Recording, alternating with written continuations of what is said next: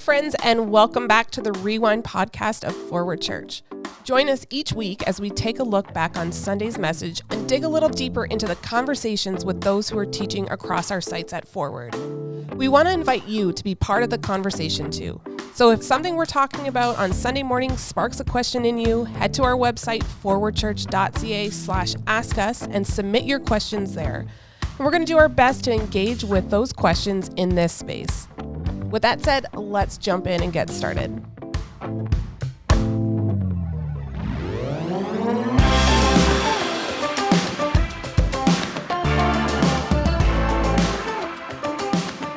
Hey, Rewind friends. Welcome back to the Rewind podcast, where once again, it's the tete-a-tete with your co-lead pastor, Derek Fuller. Welcome, Derek. Thank you for joining us today. So this week is supposed to be far and away the best weather we have had in Ontario in this calendar year. What do you have on tap for that?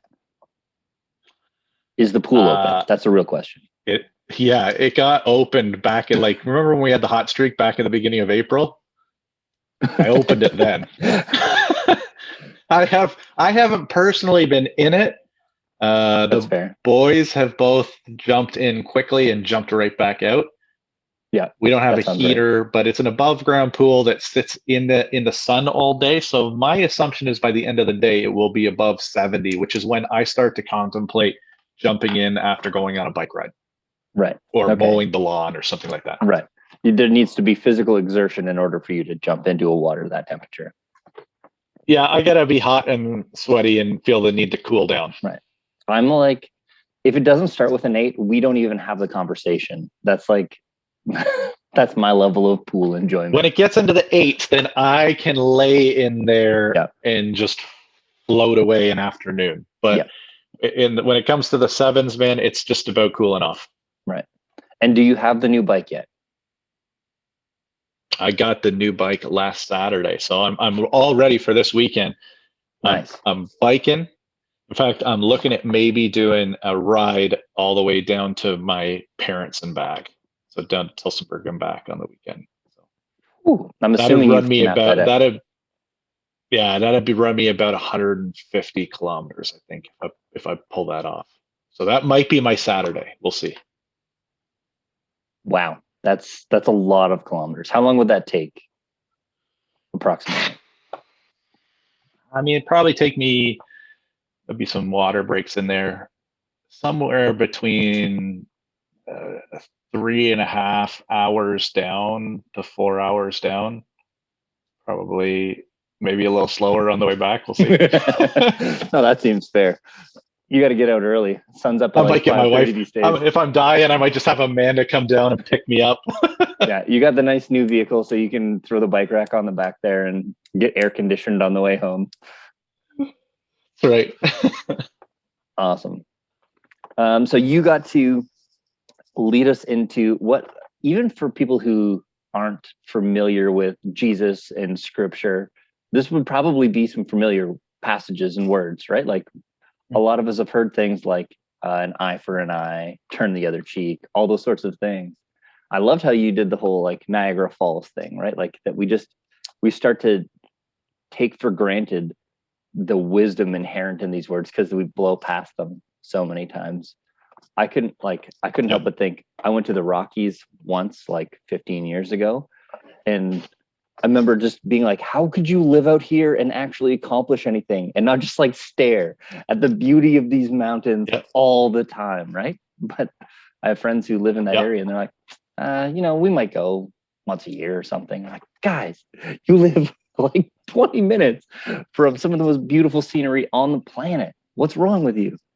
But we do that. Andrew, we live in the midst of what we call the Great Lakes. And sometimes when I'm talking to people who are from not around here, I'm like, we got some water around here. We got some lakes. It's 1/5 of the world's fresh water. Yeah, that's fair. We do. You're right. Yeah, so I can accuse those people of the same thing that I suffer from. Because you go out into the prairies. That's fair. And to come here and see the lakes, and the trees, and all of that stuff, it's like, wow. But for us, it's like, well, whatever. Yeah. I think that's why I took a trip to Prince Edward Island once, and I was thoroughly underwhelmed. I know a lot. This is going to really bother a lot of people because they're big Prince Edward Island fans. I'm Yeah. like, yeah, I grew up in Southern Ontario. This is just Southern Ontario on an island. And how much different is seeing the coastline of the ocean versus the coastline of Lake Erie, Lake Huron? Well, Lake Erie. I mean, I grew up near Port a lot Dover. of this, That's not real. a lot of this, a lot of the setting though is like it feels very similar. So I'm like you, like I go to the mountains and I'm like, whoa. Or I go to long stretches of white powdery beaches with palm trees and I'm like, who could ever take this for granted? Yeah, that's fair. But these words are like jam packed with like life altering truths, and we chuck them out flippantly, right? Yeah. I think there's a lot here that they're radical, man. Like these are like, just because they're so familiar, we lose the sense of how radical they are. Mm-hmm. And they're radical because they run against the grain of everything that we, like all of our instinct in our, what the Bible would call our flesh, right? Fights against that. I love the movie reference. So if you were going to give us like a out of 5 stars, should we watch, I can't even remember it, Without Remorse, right? Was the name of the movie? Was it the Michael B. Jordan one? Yeah. Yeah. Out of 5 stars. That's the one. Would you recommend it? So it's rated 16 plus. So I do not recommend it unless you are 16 plus. I'd put that out for the parents first. I would give it a 3.5 out of 5 stars. Okay. It was not good. Going to be life-changing. I wouldn't have ever paid to go see it in a theater, but I wasn't disappointed in watching it at home. I didn't feel like, oh, that was a waste of my 2 hours. Fair. So what would be like specifically in that like action thriller adventure movie genre? What's the top 3 Derek Fuller movie recommendations?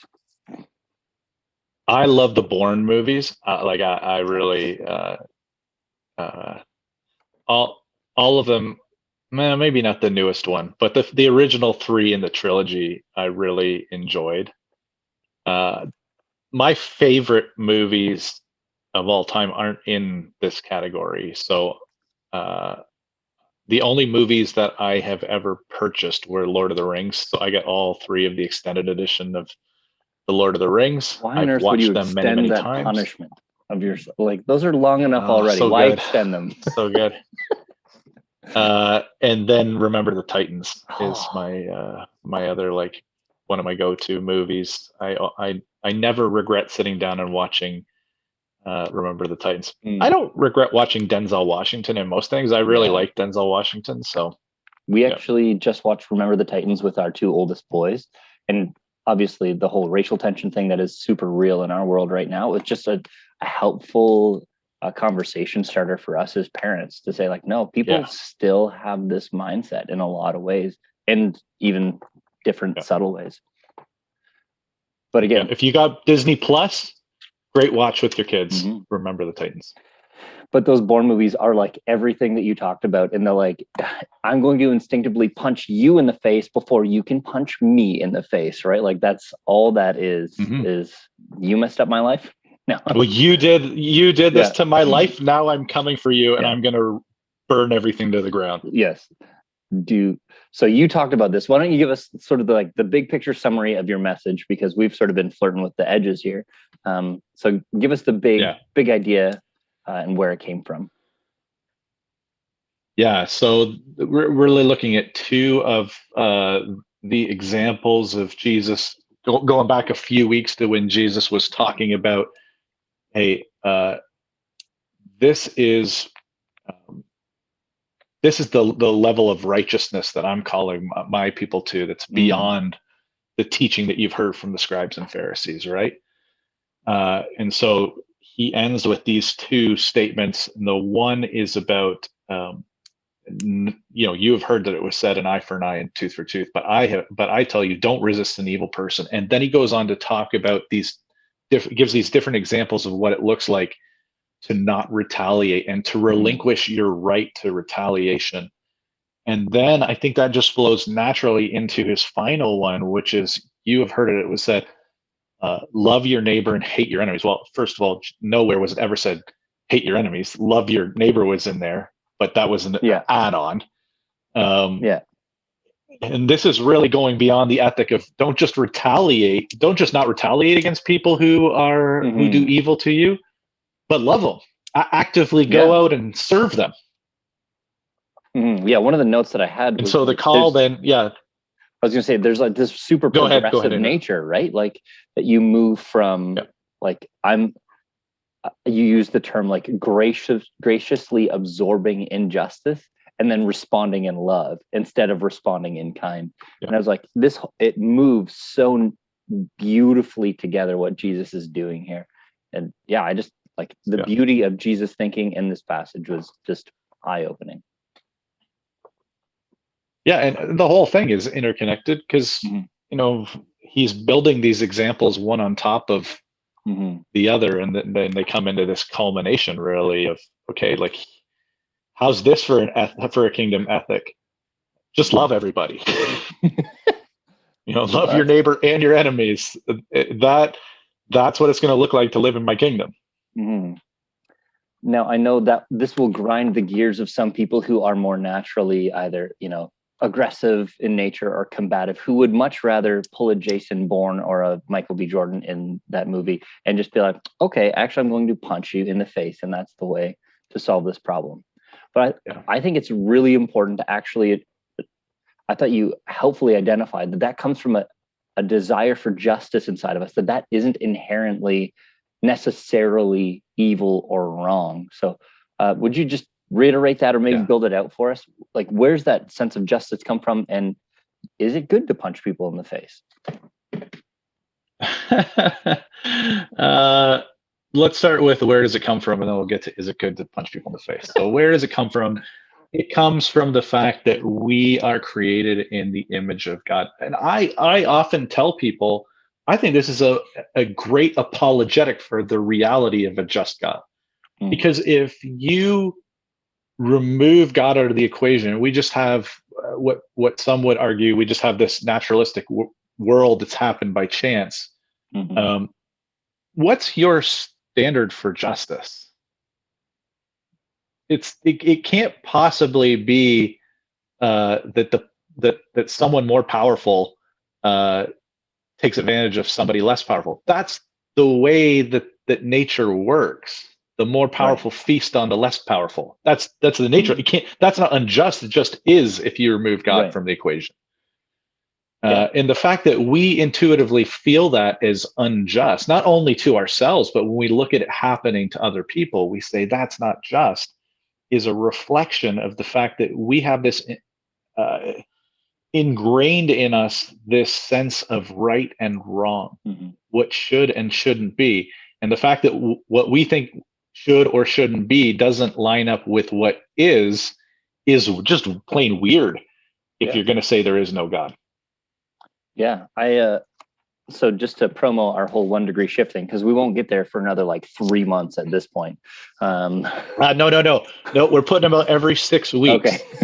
So we're going to have a couple mid 1 degree shifts here in this series. You have to do that when you go for like 15 or 16 weeks in a row. Kirk threw this one out, good and angry, in our emotion series.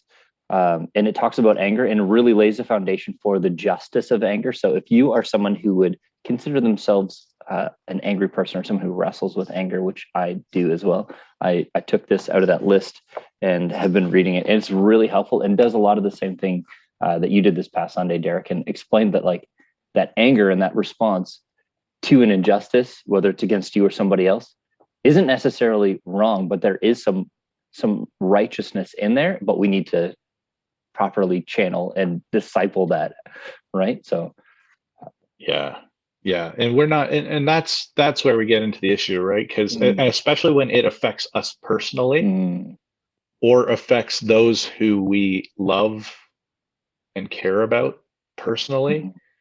we're not great at discerning No. whether we've stepped through past justice and now are just seeking vengeance, seeking to destroy somebody else for the pain they have caused. And that's exactly the heart behind this passage, like the original passage that Jesus is referencing, right? Is Yeah. to sort of meter that justice. Yeah. Yeah. And we were talking a little bit before we got started here that there's this command is actually not meant as like, good moral advice to live by. It's actually a command, a legal command, right? Like this was law to a nation, not advice to people. But we often hear it differently. So help us jump into the mindset of somebody who would have been hearing that, in the Old Testament, early Jewish follower getting this law, put that in context, and then help us to balance this. Like, should we be hearing it as individuals? Should we be hearing it as a corporate command to people in the kingdom? And how do we balance those two things well? Yeah. So if you listen, we don't even have to go back to the ancient Near East to see that the natural response of unconstrained human beings to a wrong that has been committed to them is to swing back harder. Yeah. But that was the reality, and I shared the quote from Adventures of Huckleberry Finn on Sunday that so beautifully demonstrates what takes place, right? One person reacts and responds, so the other person takes matters in their own hand. They react and push it a little farther. So then the people who are associated with that person come back and react a little bit harder until, you've got full on tribal warfare. Yeah. And whole groups of people are being slaughtered, right? Over what starts as a relatively minor offense, but just escalates. Yeah. And we see that in personal relationships today, and we see it in nation states, and how countries can react to each other. And it usually requires somebody backing down in order to start to de-escalate a situation. Yeah. And no surprise to anybody, I've been doing student ministry a little bit here. And one of the things early in my ministry, I worked with a lot of kids who were not from a church, had no church background. And a lot of them, wanted to be, thugs and gangsters and all that sort of stuff. And this mindset was one of the things I just kept bumping up against, that like, if you do me wrong, I'm going to like go over the top and take you out. And I just kept asking these kids who are fighting with one another and literally hitting other people in the head with pipes and stuff like that. And I'm like, but where does this end? What is the end game here? Yeah. It's a human instinct that we need to lay down, right? I think ultimately that's what Jesus is calling us to here. Yeah. And so your question then was, so what happens there? So God gives this then to the people of Israel, who will have elders and judges to oversee and mete out the justice. And then here is how you are going to weigh out the response so that justice is done, but it's not tipping over into vengeance, right? So this, now it wasn't always that an eye was given for an eye, but that they came up with a system of saying, okay, so if this person lost their eye because of a situation that took place, what would a proper financial restitution be for that eye? Okay, that's paid. Now this is settled and clear, and we don't come back to this anymore. The issue has been dealt with. Justice has been meted out. Yeah. Because we're not very good with that either, right? We always hold back a little bit more, and then if the person wrongs us again, well, then we add that into the tally. Yeah. No, that's true. And so Jesus gives a bunch of examples here, right? And if someone Yeah. slaps you, you're not resisting the evil one. You're turning the other cheek. Again, one of those sayings that we've heard a million times. If anyone wants to take your cloak, and you laid out sort of like the first century understanding of these passages, but you also mentioned on Sunday that like there's a few exceptions here, and we want to be sure that we're hearing the passage the way that Jesus was teaching it, not imposing our own thoughts and perspectives on the passage. So I know you're talking about things like, hey, does this mean I can't be a part of the military? Does this mean I can't go into police work? I've had young adults say like, hey, could I be an MMA fighter? And I go, I don't know why you would want to do that, but maybe. I don't know either. I'm not sure on that one, but I think it was important to let the word of Jesus sit on us, to allow the weight to kind of sit there, because I know my response oftentimes when I hit difficult passages is to come up with the reasons for why this doesn't apply in my situation. Now, maybe that's not the case for anybody else. Maybe it's just me who hears something that sounds really hard and immediately think, well, he can't possibly be saying that. Like, this couldn't possibly be true for my situation. And you might be the only one, Derek. You might be the only one in that. I'm going to come up with why there's an exception for me. And so I just felt on Sunday, we didn't need to get to the exceptions on this, or possible exceptions on this. We just need to allow the Holy Spirit to convince us and say, no, this is true about you in this relationship, in this situation. So get on it. I think when it comes to, and this ties into, I didn't really answer your question on the corporate reality versus the individual reality. I do think there's some interplay, but I don't think that Jesus is necessarily speaking to when it comes to the issue of military and police, I don't think he's necessarily telling a modern secular nation state, here's how you have to respond. He's saying, this is how people in my kingdom have to live and behave, but he's not saying this is how kingdoms need to behave. And if we go into the book of Romans, we get to what has been a very contentious chapter in the book of Romans over the past little while, Romans 13. Correct. Paul says that God has given the sword, to the nation, to government, to mete out justice, right? And so if you're employed as a police officer or as a member of the military, you are employed as part of the government's response in how they make sure to maintain justice and social order. Yeah. And Paul refers to that as a good gift that's given to us. So I don't think that Jesus here is referring to, this is not the passage that you should go to determine whether you should be a police officer or working in the military as a follower of Jesus. I do think it informs your ethic as to how you would behave as a human being, even as a police officer and as a member of the military. It's also not meant to say, when we read something like turn the other cheek, it is not meant to say if you are in an abusive relationship of any type, that you should just continue to stay and take abuse from an abuser. Yeah, absolutely. It would tell you not to become an abuser yourself. Don't respond in kind to that, but leave. Like, get out of there, get out of that relationship, get safe. And so I would want to make sure that people hear that it is not a call to someone who is receiving abuse to say just sit there and take it. Yeah.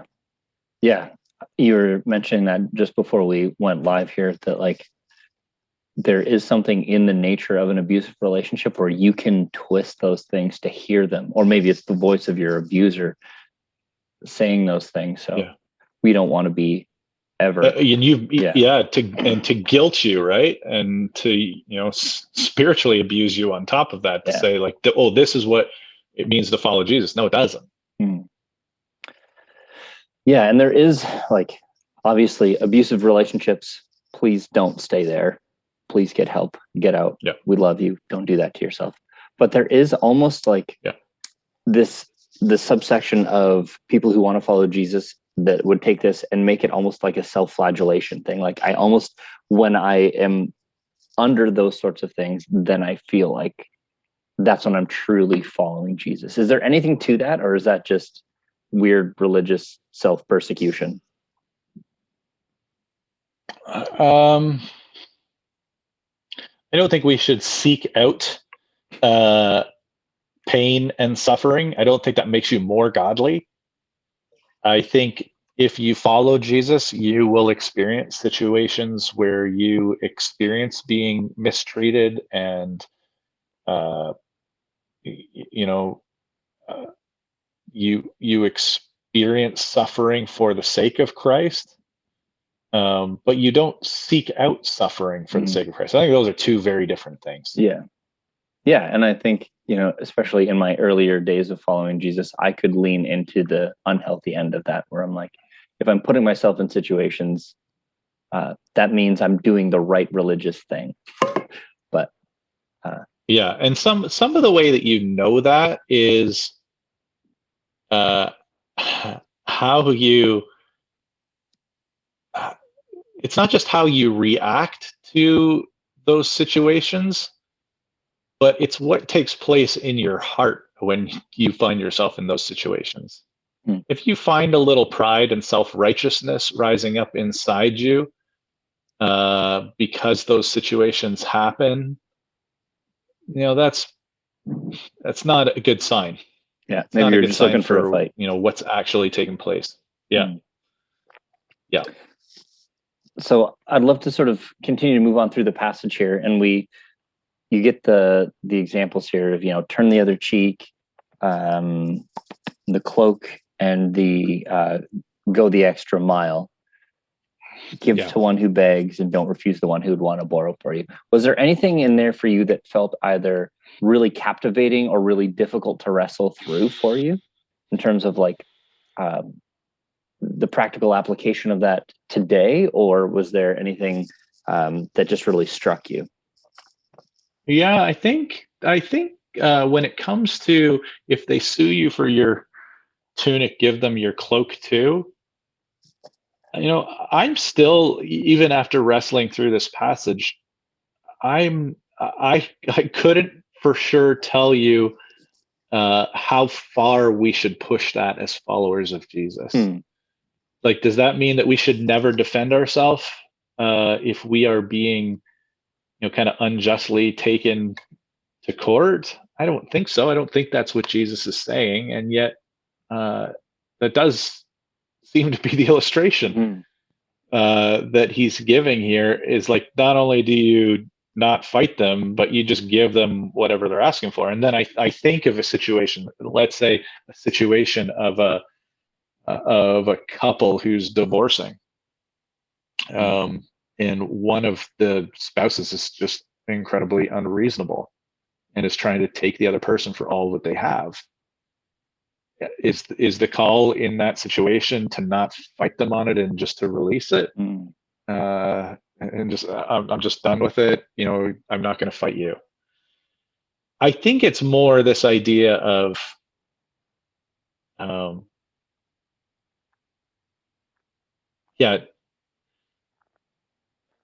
what would be the right, it's not passivity, because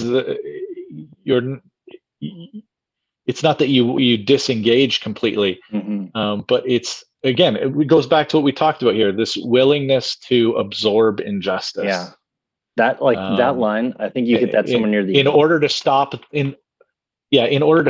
the conflict. Somebody is going to have to absorb injustice. Somebody is going to have to not seek fairness.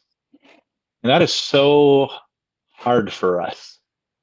But what an incredible opportunity to preach the gospel, though, right? Like that's the message. That's right, because that's the gospel. Yeah. I told Amanda, I'm going to tell people that if they're truly going to follow Jesus in this, they've got to abandon fairness. And she almost like recoiled and was like, you can't say that to people. And I'm like, I kind of have to say that to people because that's exactly what's going on here. these responses aren't fair responses. When you're insulted, to not respond in any way and just to take it or walk away, Yeah. that's not fair. No. To be asked by your oppressor to carry the gear of their oppression and then to go beyond what's actually legally required of you, that's not fair. Yeah, that's the one that hit me, because I was thinking through like the practical implications, like putting myself in first century Jerusalem and some oppressor. Like, the thing you need to know about me is I hate being interrupted more than ever. Like, there's a logical amount of response. And just imagine going through your day and then someone being like, hey, actually, you have to go walk a mile. And then God says, actually, you need to walk 2. And, you're doing your thing, taking care of your kids, working your day. And then it's just like, actually, you need to go assist in the oppression of your people, right? Like, there's something that just feels like this seed of my gut is like, oh, at that. I don't know why, but there's something in there that just like, I can't handle. But Jesus clearly commands. We're a people who the breath that we breathe is rights. From the moment we are born into this culture, it is the belief that nothing is more important than rights. And Jesus is like saying, I'm going to tell you there's some stuff more important than your rights. Man. And that's hard for us to hear. No, it grinds my gears, dude. Like, straight up. I know. Do not appreciate it. No, it's just I hear you, man. I hear you. But I think, there's, and you even mentioned it on Sunday, there's a sense in which people feel like, hey, that's just cowardice. That's being weak. You're just a doormat in those situations. And one of the things that I keep coming back to is that there's actually like an unbelievable amount of strength of character required to do these things, far beyond my own personal capacity. Like, I would much rather punch you in the face if you come after me, right? Like, I would much rather, if you backhand me or insult me or ask me to do something that's going to oppress people whom I love, like, I would much rather, it would be easier for me to fight back. Yeah. So to lay that down. That's what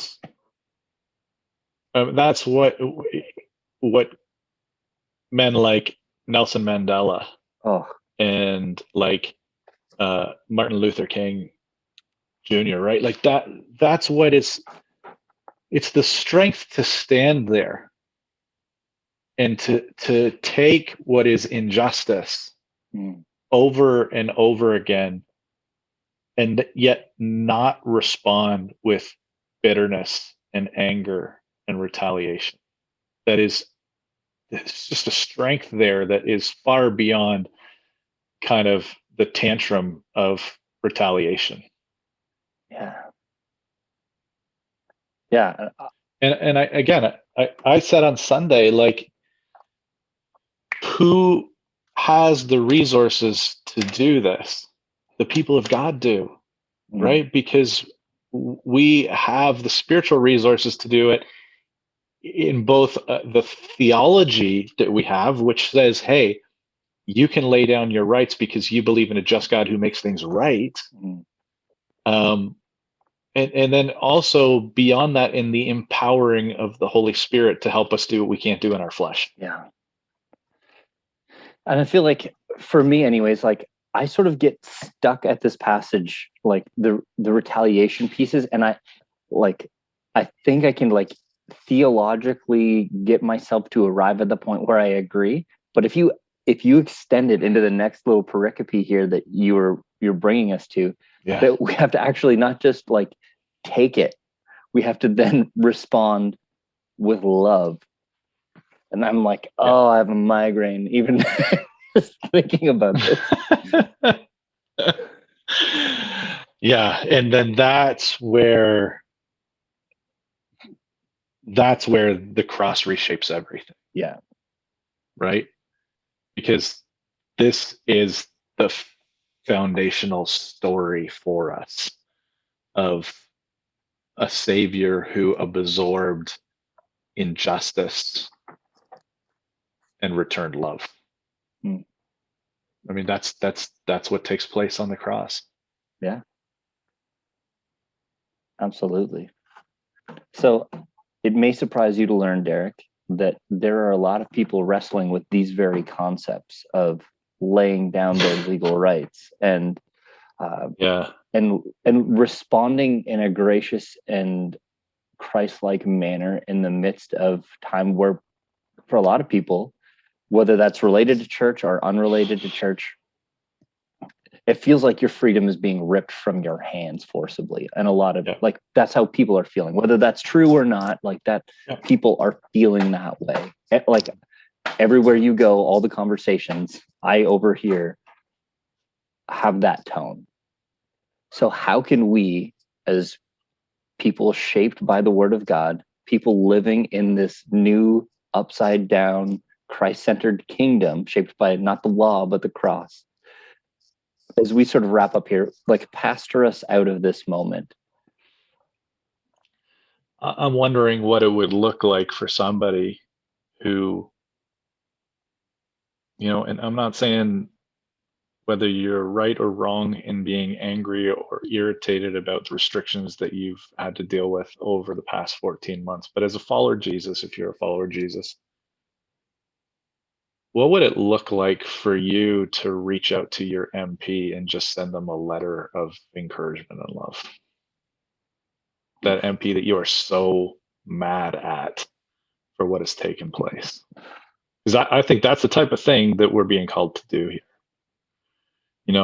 I use some personal examples, not necessarily personal to me because I have great neighbors, but I know a lot of people who have terrible neighbors. In fact, I've got a friend of mine who, loving, godly dude, and they've tried and tried and tried to, take cookies over to this crotchety old guy beside them and do all these things. But he phones Bile at the moment one of his kids run on to his lawn. And yet they still continue to respond by like shoveling his driveway when it snows. And, like, I don't know. I don't know if it will ever win him over, but I know it's the only chance of ever winning him over to Jesus. Regardless of I know that regardless of the outcome, like that's what we're called to, right? Like that's the kingdom, whether somebody else chooses to step into it or not. Like that's who we are called to be. Yeah. I think there's so many ways in which we need to stop and evaluate and think, first of all, am I retaliating out of a sense of anger of being wronged? It's the Proverbs, I think it's Proverbs 19:11 that says that a wise man is slow in his anger and quick to overlook an offense. We've talked on this podcast about cancel culture, but I think we've got a second problem, and that's we've got a grievance culture, where we are quick to take. Yeah, so cancel culture is we want to shut down the voices of anyone who says anything that disagrees with us. But grievance culture is the culture that goes and looks for an offense, that lives and says, I am offended, therefore I am, and is always looking for the slight. And I think we are just as guilty sometimes in church culture of always looking for the slight, always looking for the offense. We're guilty of that in relationships at times. And taking that as liberty now to trumpet our cause, or even as you talked about before, to feel the martyr, to be the martyr, right? The only way we move forward is to overlook offenses. A lot of offenses are not intended, and even the ones that are intended, we have to ask, are they really worthy to respond to? That's beautiful. I look all over, from both the personal level at the societal level, at the global, international country to country level. And our world is in a world of trouble. We are angry and divided and upset, and we all feel like we're in the right and we have the right cause. And so we react accordingly, and we fight back, and the divisions deepen and people harden, and the tensions grow. And I don't see anything in our culture that has the resources to bring the healing that is needed. I think there's you can even look at the civil rights movement today versus the civil rights movement of the 60s that Martin Luther King Jr. drove the bus on. It was one of the figureheads in. And when we talk about today, it's not this is where cancel culture comes in, right? It's not just I want to see equality take place, but I want to punish those who have stood against it. Yeah. And as long as that remains the case, as long as there is a desire not only to see justice take place, but to bring justice to those who we feel have wronged us, even if it's successful, it will just replace one oppressor for another. And I think that's so much of what we see right now. And then what is the response? The response then is for those who now feel oppressed to respond in kind and retake power. And so when Dr. King said, darkness can't drive out darkness, only light can do that. Hate cannot drive out hate, only love can do that. It's so true. Yeah. But it requires the ability and the resources to forgive and show grace. And those resources are found in the cross. I don't want to add anything to that, Derek. Those are beautiful words for us to end on today, and imagine a world where the people of God bring the kingdom of God in a broken, dark, and divided world. So friends, until we see you next time, would you go and be those people who bring the hope of Jesus to those who need it?